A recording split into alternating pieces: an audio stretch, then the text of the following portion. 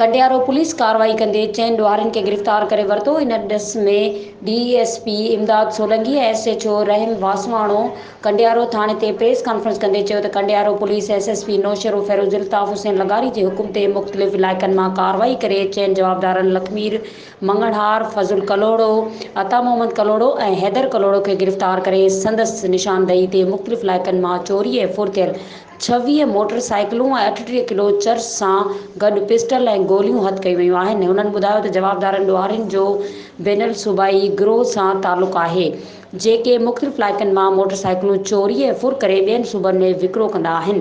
गिरफ़्तार जवाबदारनि मथां ज़िले जे मुख़्तलिफ़ थाणे ते 20 खां वधीक केस दाख़िल आहिनि। लखमीर उर्फ लखू मंगणहार जंहिंखे अॼु हिकिड़ी मोटरसाइकिल ऐं हिकु पिस्टल 6 गोलियुनि समेत गिरफ़्तार कयो आहे ऐं हुन जी जेके ॿी गैंग आहे फज़ुल कलोड़ो थियो, हैदर कलोड़ो थियो, हुननि खां ऐं नादर थियो पंहिंजो गोपांग ऐं ॿी गैंग जो जेको लीडर आहे अमजद उर्फ अमजू सतो आहे।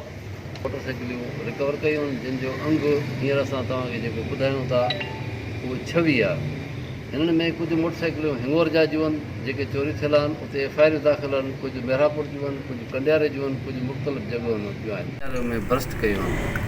हुन गैंग जो लीडर आहे हिकिड़ो लखमीर उर्फ लखू मंगणहार जंहिंखे अॼु हिकिड़ी मोटरसाइकिल ऐं हिकु पिस्टल 6 गोलियुनि समेत गिरफ़्तार कयो आहे ऐं हुन जी जेके ॿी गैंग आहे फज़ुल कलोड़ो थियो, हैदर कलोड़ो थियो, हुननि खां ऐं नादर थियो पंहिंजो गोपांग ऐं ॿी गैंग जो जेको लीडर आहे अमजद उर्फ अमजू सतो आहे ऐं हुन सां गॾोगॾु रोशन खुश्क बि आहे।